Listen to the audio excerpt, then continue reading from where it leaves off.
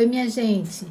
Outro dia, uma colega enfermeira marítima, ela me pediu, disse, Ana, traz aqui algumas pontuações a respeito da menopausa, num grupo que a gente tem, né?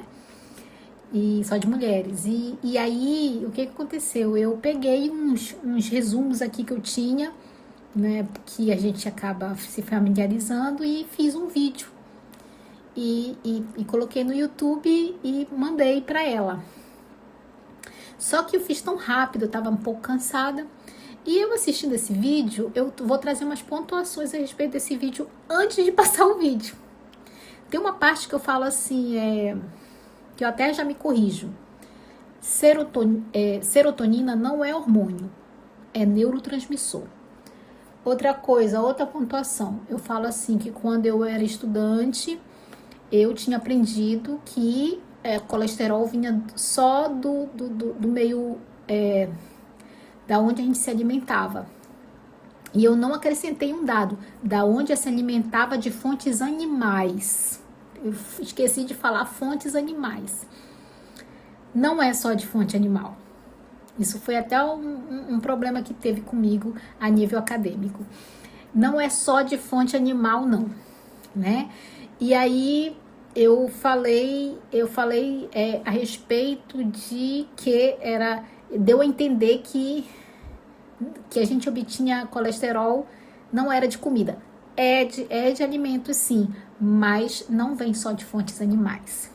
Tem outra pontuação que eu quero fazer desse vídeo, é que o período todo da ovulação vai do primeiro dia ao 14 e do 15º ao 28º, ou seja, do primeiro dia ao 14º, a gente tem a parte do desenvolvimento do folículo, aí ali a ovulação, né, o rompimento do folículo, e do 15º ao 28º ou até ao 35º, depende do período menstrual de cada uma, mas geralmente entre 21 e 35 dias.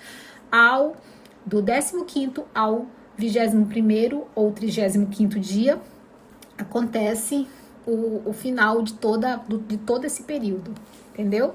Então eu tô deixando esses adendos aqui, porque naquele dia quando eu fiz o vídeo, eu tava um pouco cansada, tava com pressa, e eu nem coloquei todos os dados. Eu vou tentar ver se algum dia eu coloco assim, falar mais dos fito-hormônios, com mais detalhes, assim, né? Por quê? Porque é importante para todo mundo saber, e é importante para eu rever, e é importante para eu aplicar. Nem tudo aquilo que a gente estuda, a gente aplica. Eu acho importante a gente aplicar tudo, porque a gente vive aquilo que a gente fala, entende? Então, a gente tem que viver aquilo que a gente fala. E nesse ponto da menopausa, eu tô começando a viver nesses últimos anos agora, tô começando, e só Deus sabe como vai ser. Ai, pai, mas eu já estou me preparando, eu já estou tentando andar nos trilhos ali para não ter tanto efeito colateral. Eu não sei, né? Mas espero que não tenha, tá bom? Então é isso. Assistam o vídeo, eu espero que vocês gostem. Olá, minha gente. Vamos falar um pouco sobre uma fase muito importante na vida da mulher, que é a menopausa. Para mim é bem relevante falar, porque eu estou nesse processo, estou na fase da perimenopausa, que é a fase um pouco antes, mas que eu já venho sentindo alguns sintomas. E é bom a gente conversar sobre aquilo que a gente está vivendo, né? E eu tenho certeza que muitas de nós precisamos desse conhecimento para não só as mulheres, mas os maridos, os companheiros, a família, para poder saber como lidar. Mas sempre que eu falo sobre qualquer tipo de algo que desestabilize a nossa saúde, eu tento trazer a parte fisiológica primeiro, para a gente poder entender como é que funciona todo esse mecanismo fisiológico, para a gente poder entrar no assunto, Então, vamos falar primeiro do mecanismo fisiológico. Existe um mecanismo no nosso corpo chamado esteroidogênese. Esse mecanismo nada mais é do que a formação dos hormônios sexuais através do colesterol, através de uma gordura que nós temos no corpo. E eu tenho uma curiosidade para dizer. Ainda como estudante, eu tinha escutado falar que o colesterol a gente só adquiria através da alimentação. E não é bem assim que as coisas acontecem. Depois, com estudos mais aprofundados, através de pós-graduações, a gente foi se aprofundando e entender que não é bem assim que a coisa acontece. Quando você tem acesso à glicose, que a maior parte dos nossos alimentos tem a glicose, e você vai seguindo uma via bioquímica onde chega num composto chamado acetilcoenzima A, e esse composto pode ser transformado ou em malonil, que se tiver muito excesso de glicose vai se transformar em triglicerídeo para armazenar, ou o acetilcoenzima A vai se transformar em acetoacetilcoenzima A, que vai se transformar em colesterol. Então, a gente tem essa formação de colesterol no nosso corpo de forma endógena, nossa, entendeu? Apesar de que também a gente pode ter acesso ao colesterol da forma exógena, que é pelos alimentos. No entanto, o importante é ter uma quantidade certa de colesterol formado, porque é através do colesterol que serão formados alguns dos nossos hormônios. Principalmente esses que a gente vai falar agora, que são os hormônios sexuais.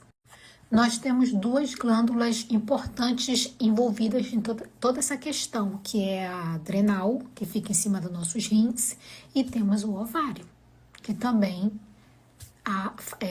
efetua a síntese de certos hormônios. A adrenal, ela fabrica esses hormônios aqui, que eu vou colocar aqui, ó. Adrenal, tá? E os ovários fabricam esses hormônios, sintetizam esses hormônios que eu vou colocar aqui. Então, preste atenção nos hormônios que são formados pela adrenal e ovário, tá? Porque isso significa muito pra gente entender. Vou deixar um adendo aqui logo de que a adrenal, ela sintetiza um hormônio chamado cortisol.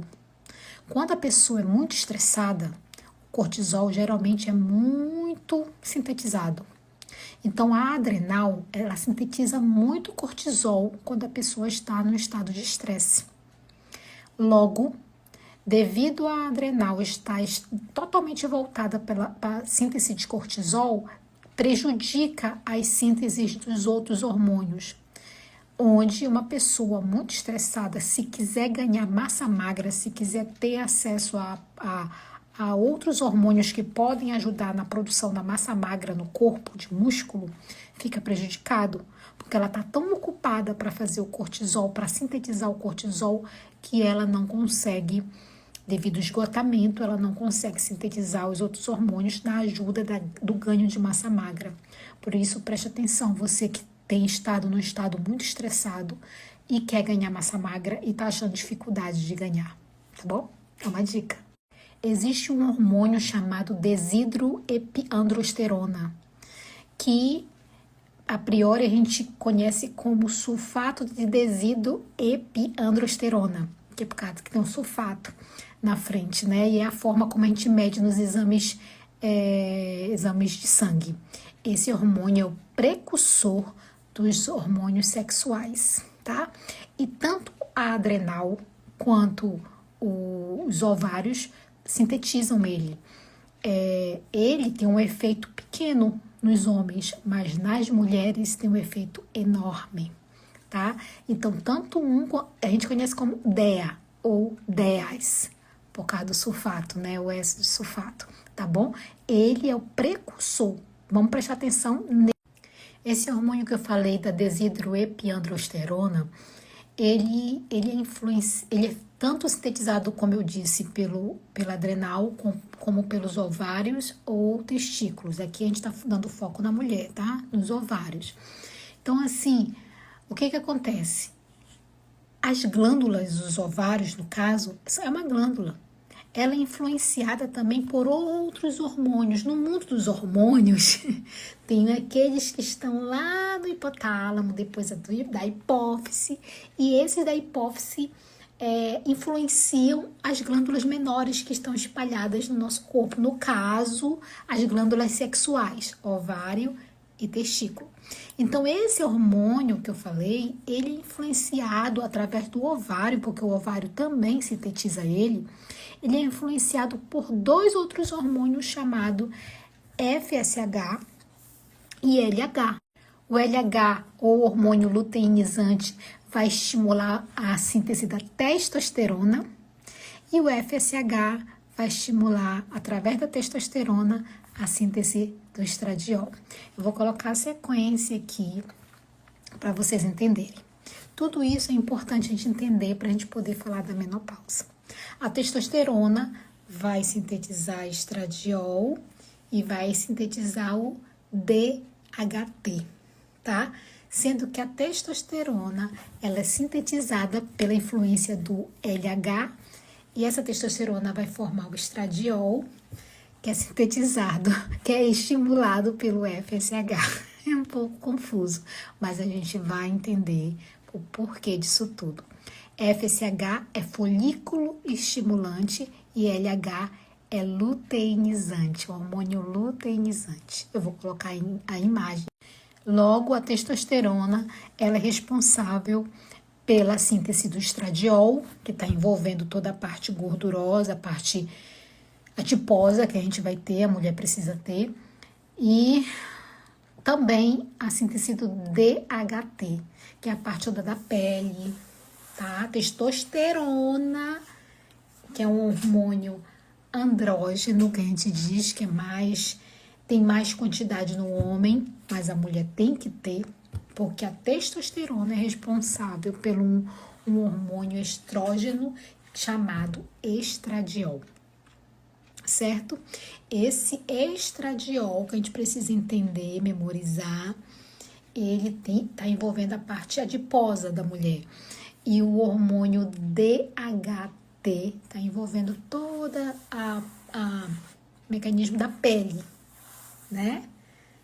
Que quem sabe a menopausa traz aquela situação do ressecamento da pele. Então, não podemos achar que porque a testosterona é um hormônio andrógeno masculino, mais masculino do que feminino, que a gente não precisa de testosterona, que a gente não tem a necessidade dessa síntese de testosterona, porque não é verdade. Nós precisamos de testosterona porque é através dela que vai vir o estradiol, que é um hormônio voltado mais para essa parte feminina, né? É um hormônio estrógeno, né? Que a gente fala, o andrógeno do homem, estrógeno da mulher. Tá bom? Então, isso é importante, esse início todo é importante de saber. Eu vou, para poder a gente realmente entrar na parte da menopausa e entender o porquê de todas as coisas que vão acontecer e que acontecem na menopausa, ok? Quero deixar um adendo de que eu estou especificando a parte feminina, porque a gente vai falar de menopausa. Mas isso não quer dizer que não haja esses hormônios no corpo do homem. Tanto a testosterona, que há em maior quantidade no homem e menor na mulher, a mulher também precisa, assim como o estradiol, que tem mais específico voltado para a mulher, o homem também precisa.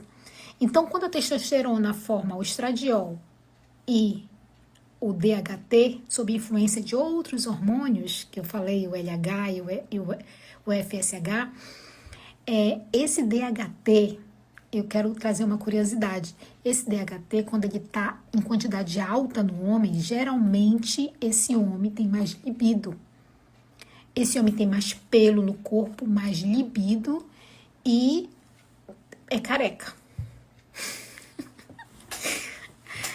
Os homens carecas têm a tendência, devido que se for medido e ter o DHT, tirando a parte genética, né? Se for medido o DHT for alto, é porque eles têm mais libido, têm mais pelo no corpo e são carecas. É uma curiosidade, tá bom?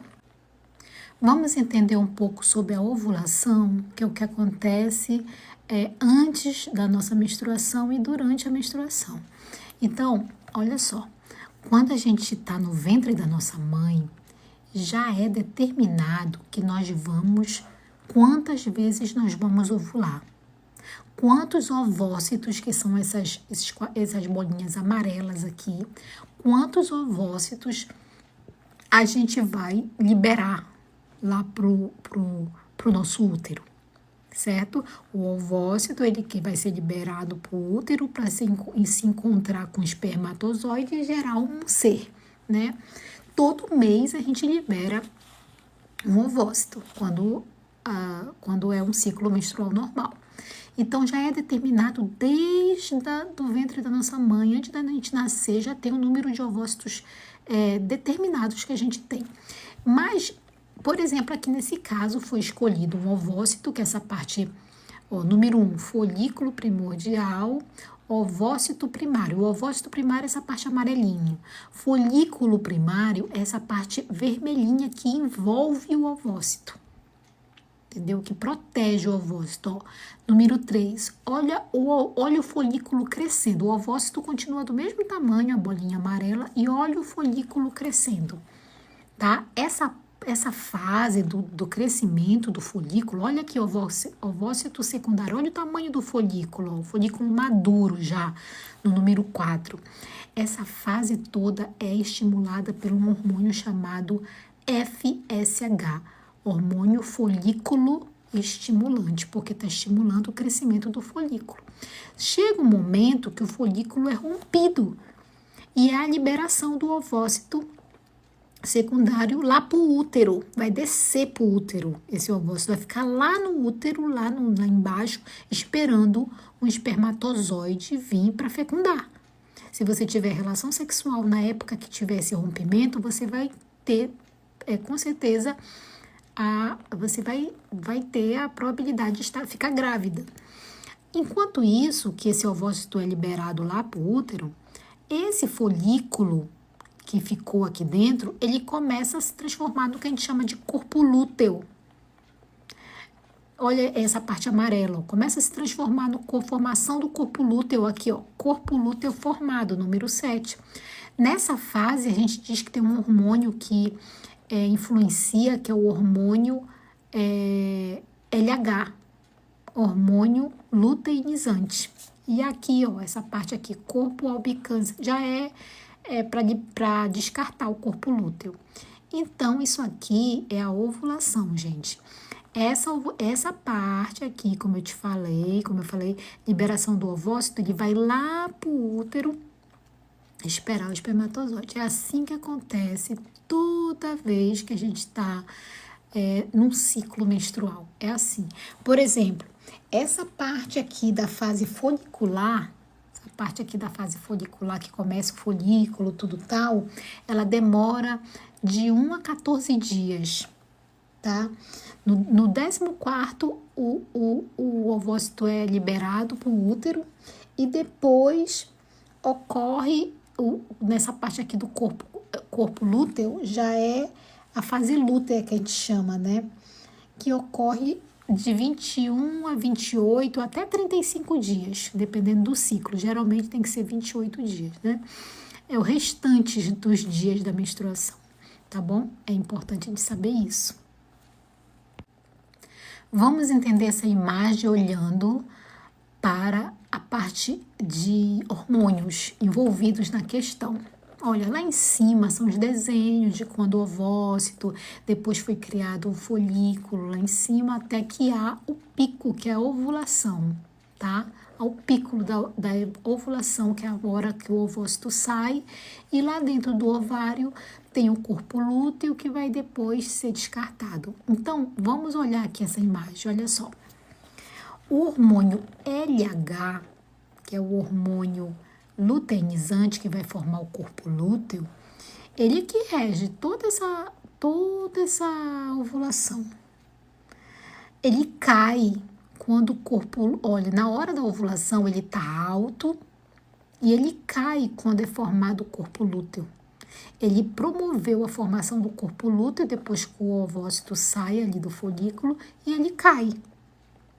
O FSH, que é o que estimula o folículo no início ali da ovulação, ele também estimula um outro hormônio chamado estradiol, que está aqui no amarelo, aqui nessa linha subindo amarelo. O estradiol, quando o FSH está alto, o estradiol também está alto, e depois ele vai crescer em outro momento, que é para esperar ser o ovócito ser fecundado por um espermatozoide. O estradiol sobe 2 vezes, sobe na hora que o ovócito sai e depois na hora esperando. Olha como o amarelinho sobe uma vez, depois sobe de novo esperando a fecundação. E a gente tem um hormônio novo aqui que não foi falado, que foi a progesterona. Ela também sobe esperando a fecundação. Olha como ela é roxa e tá o amarelinho também roxo aqui, ó. Os dois esperando a fecundação. Ali o ovócito tá ali no útero esperando ser fecundado. Aí que vem a história de que quando você está naquela fase da fecundação, onde o ovócito está lá no útero esperando ser fecundado, o estradiol caindo e a progesterona caindo, que é aqui, ó, aqui embaixo, bem aqui nessa parte aqui, o amarelo e o roxo caindo, a gente chama essa fase de TPM. A gente fica bem desordenada nessa fase. É porque a gente está esperando ser fecundado. E quando não é fecundado, aí acaba por começar a menstruação. Aquele ovócito começa a putrefar dentro da gente, assim, apodrecer, acabar, né? Ser destruído e o sangue ali começar a ser derramado, que é o momento da menstruação, entendeu? Então, a queda da progesterona com estradiol, que é aqui nessa parte aqui de 28, cai os dois, cai a progesterona, cai o estradiol, isso é caracterizado como TPM, tá bom, gente? Então, minha gente, a menopausa é caracterizada pela queda do estradiol, né, que é um hormônio estrógeno, onde ela traz diminuição da massa, da densidade da nossa massa óssea, risco cardiovascular, porque o estradiol está envolvido com óxido nítrico, que tem a ver com a vasodilatação. Ela traz alterações nos nossos neurotransmissores, por isso aquela situação de depressão letárgica, né? E ela traz também uma mudança na parte da tireoide. Ela mexe com a nossa tireoide, né? A gente tem a tendência a ter característica de hipotireoidismo, sendo que o nosso metabolismo todo é alterado. A gente tem a tendência a ganhar mais peso, a ficar um pouco mais acima do peso. Essas características são características da menopausa. E como há essa desregulação com o passar do tempo, a menopausa não chega logo e fica, e sim vai aumentando. Há momentos que o estradiol pode estar mais alto, há momentos que o estradiol pode estar mais baixo. Isso tudo até se instalar a menopausa em si, do estradiol baixar mesmo, a gente tem uma estabilidade hormonal durante esses anos, trazendo distúrbios psicológicos, trazendo distúrbios do sono, que a gente acaba tendo insônia, depressão, como eu falei, e os conhecidos fogachos, que são aquela quentura que vem, né, caracterizado pela menopausa também, como sintoma muito conhecido por muitas. Então, se você tem irritabilidade, indisposição, depressão, com mais potencializada daquela depressão que eu falei, letárgica, perda de libido, dores no corpo, suores noturnos, ressecamento vaginal, insônias, ondas de calor, diminuição de atenção e memória, assim como vai acelerando o processo de envelhecimento, modificando a tua gordura corporal, você percebe que você está mais pesada, perda de massa óssea e muscular, se você fizer exame de densitometria óssea, é muito grande a chance de você já estar passando pelo processo da menopausa. Eu estou aqui com um estudo que eu vou tentar postar aqui, do qual ele está informando que o acesso a legumes frescos aumenta quase 1 ano o tempo para a menopausa, ou seja, você 1 ano a menos de menopausa você tem na sua vida. Também esse estudo mostra que o acesso a carboidrato refinado, o aumento da resistência à insulina, justamente por esse carboidrato de baixo índice glicêmico, né? Aquele que você come, sobe logo a glicemia, não tem fibra nenhuma ali, é tranqueira. E quando você está com excesso de estrogênio, principalmente no caso de mulheres com diabetes tipo 2, esse tipo de pessoa que come desse jeito e tem também a diabetes tipo 2 tem a tendência a ter a menopausa acontecer antecipadamente. Por isso é importante a gente não comer tranqueira, a gente comer comida de verdade. Não adianta falar de uma coisa.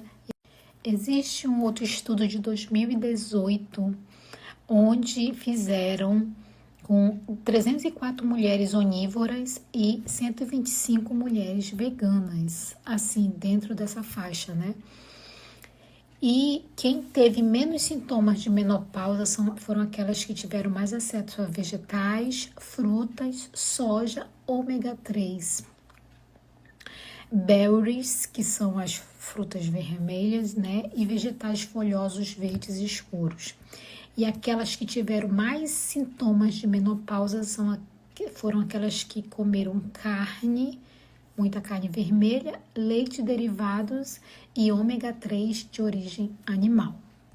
Então, alimentos como grão de bico, tofu, alfafa, linhaça, inhame, porque eles são alimentos importantes da gente focar? Porque eles têm uma classe de fito-hormônios dentro deles, hormônios de origem vegetal que funcionam muito semelhantemente com aqueles hormônios que estamos precisando para o nosso corpo na época da menopausa. Por exemplo, as isoflavonas que estão na soja, no grão de bico, na lentilha, elas ajudam. As lignanas que estão na linhaça, você come linhaça? Você come chia, linhaça principalmente, tem lignanas, comestanos que tem na alfafa, nos brotos. Esses alimentos são alimentos que ajudam nesse processo da menopausa para amenizar e às vezes até estabilizar alguns descontroles que a gente tem. É importante a gente ter acesso. Porém, é importante dizer que esses fito-hormônios, para eles funcionarem legal no nosso corpo, a gente precisa ter um intestino saudável. Como está teu intestino? Como é que você está cuidando do teu intestino? Que tipo de bactéria do teu intestino você está alimentando? Você está usando muito ultraprocessado ou você está comendo comida de verdade? Porque as bactérias boas, elas gostam de comida de verdade. Elas não são favoráveis a muito ultraprocessados, entende? Então, assim, pro fito-hormônio, você comer aqueles alimentos e funcionar de alguma forma, você tem que estar com o teu intestino funcionando bem. E o teu intestino gosta de comida de verdade. Vamos citar outros fitoestrógenos aqui. O resveratrol. O resveratrol, ele tem muito na casca da uva e na semente da uva. Importante ter acesso. A linhaça, eu já falei. O Trifolium pratense. O Trifolium pratense é um fito, tá? mas que não é bom, não é bom ser indicado para quem está tomando remédio de anticoagulante, tá? Ele contém isoflavonas, genisteína, dadeisina, enfim, ajuda também no processo da regulação hormonal, assim, ajuda como se fosse um hormônio, tá?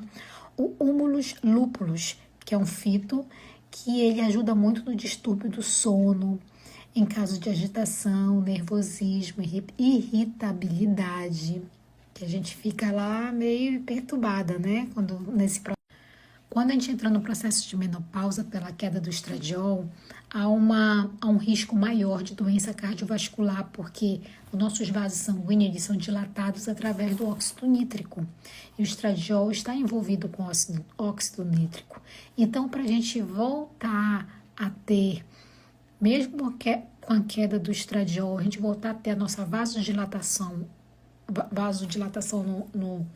nos vasos tranquila, a gente pode ter acesso à L-arginina. O que é a L-arginina? Gente, a L-arginina é um aminoácido que tem no grão de bico, nas nozes, na lentilha, na semente de abóbora, na castanha de caju, na castanha do Pará, no feijão, no amendoim, principalmente no amendoim é o que tem mais L-arginina. Olha aí, tá vendo como a comida ajuda? A forma como você come? Para vasodilatação também melhorar, a gente precisa de fontes de magnésio, que está nas nozes, nas sementes, nos grãos integrais, nos legumes, nos vegetais, nas folhas verdes escuras. Precisamos do ômega 3, o ômega 3 está na linhaça, que também tem a lignana, né? Então o ômega 3 está na linhaça, está na chia, está nas nozes, principalmente aqueles que não fazem acesso a alimentos animais, né? Tem a L-taurina. A L-taurina, ela é sintetizada pelo nosso organismo, tá? E ela geralmente é formada de um aminoácido chamado metionina, junto com a cisteína, que a gente pode ter acesso através da nossa alimentação. Arroz com feijão.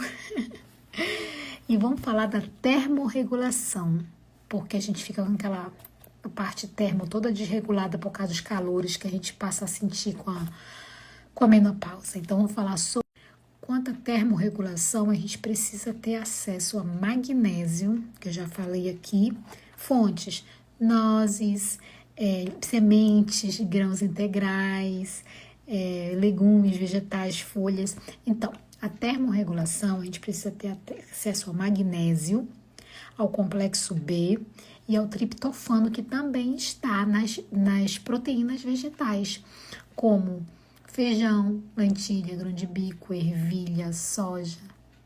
Tá aí. Aí há a formação da serotonina, porque a tua termorregulação, o teu suor também tem a ver com a desregulação da serotonina, que é um hormônio que a gente chama de hormônio da felicidade e da termorregulação.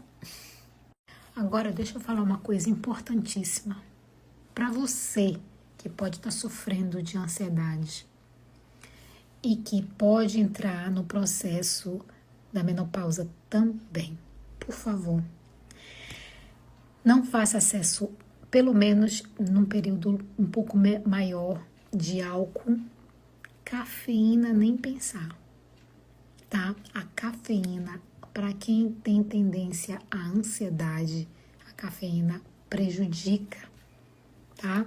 E a pimenta, olha, o álcool, a cafeína e a pimenta nesse processo da menopausa não é prudente, não é inteligente e não é sábio fazer uso nesse momento.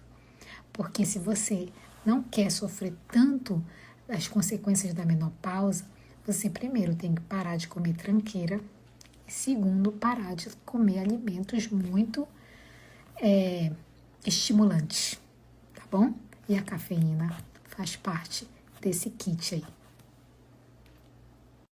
Para disfunções sexuais, a gente pode pensar no fitoterápico como a maca peruana, o Panax ginseng, o Tribulus terrestres, sendo que o Tribulus terrestres, ele, devido aos compostos fenólicos que ele proporciona, ele traz para a mulher uma lubrificação, volta um pouco aquela lubrificação vaginal, aumentando o libido da mulher. E também nós temos o fenogreco. O fenogreco é o mais caro, mas são alguns fitos que a gente pode pensar nessa parte de disfunção sexual que a menopausa traz, infelizmente, para nós. No homem, o tribulus terrestres não tem tanto efeito, tem mais na mulher, na parte também de libido. Quando a gente vai falar dos fogachos, a gente pode pensar num fito chamado Trifolium pratense, fazendo o extrato seco dele padronizado em isoflavonas.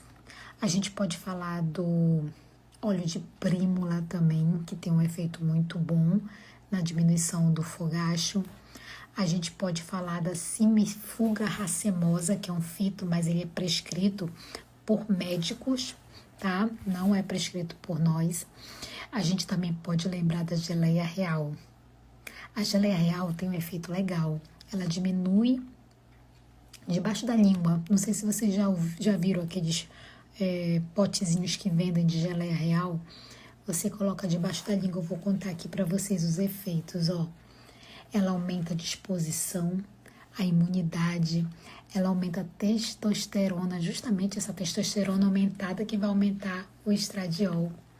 Ela diminui a fadiga e diminui o fogacho. Ela é muito boa, a geleia. Dentro desse conceito da fadiga, eu falei da geleia real, nós também temos o Panax ginseng, que pode ser associado à geleia real com a linhaça e o Panax ginseng. Esse Panax ginseng, além dele melhorar a nossa fadiga, ele também pode melhorar o libido, tá? Naquela parte lá que eu falei de libido. Quando a gente pensa na questão toda da insônia, na parte toda de irritabilidade, na parte toda de ansiedade, a gente pode falar do magnésio, que faz parte até da formação do GABA, que é um neurotransmissor que traz aquela parte menos excitatória. A gente pode falar de um fito chamado Phoenicolo vulgare, que é o funcho, um fitoterápico, que ajuda não só na parte da insônia, como também na parte da ansiedade e irritabilidade. A gente pode pensar no Vitex também, no Crocus sativus, no 5-HTP. São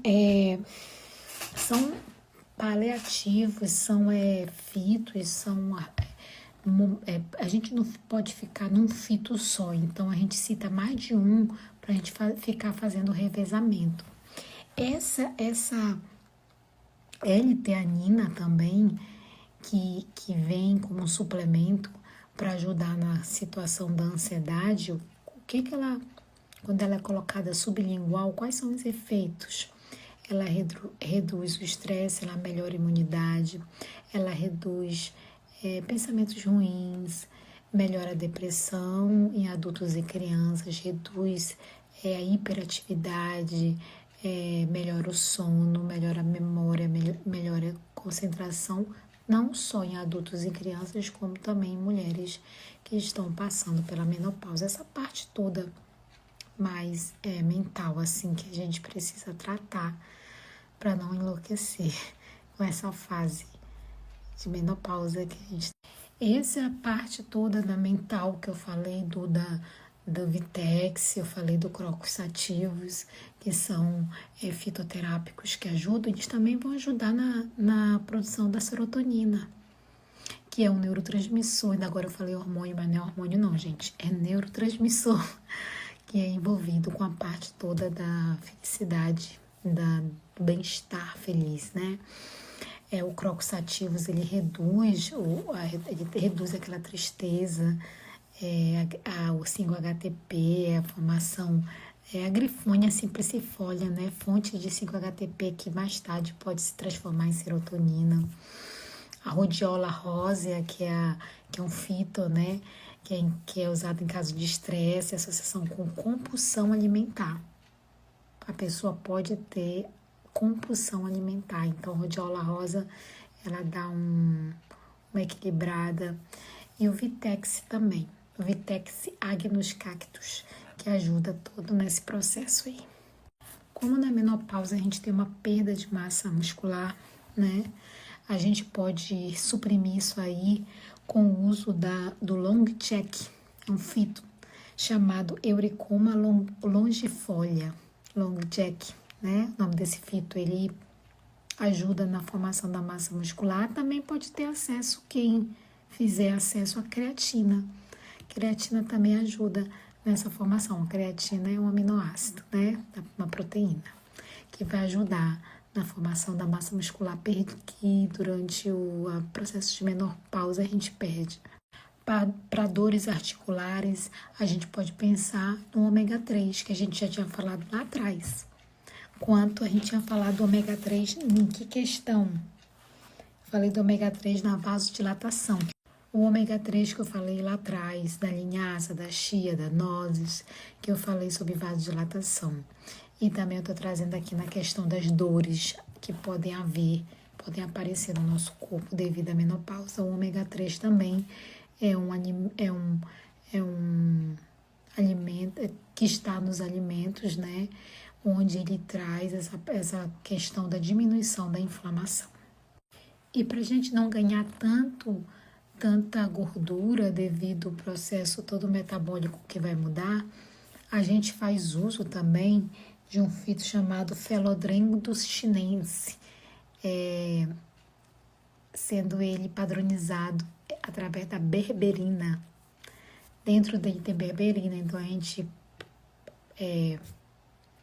proporciona para os pacientes o extrato seco padronizado em berberina. Berberina ajuda nesse processo da lipólise, né? Da gente poder não ter tanto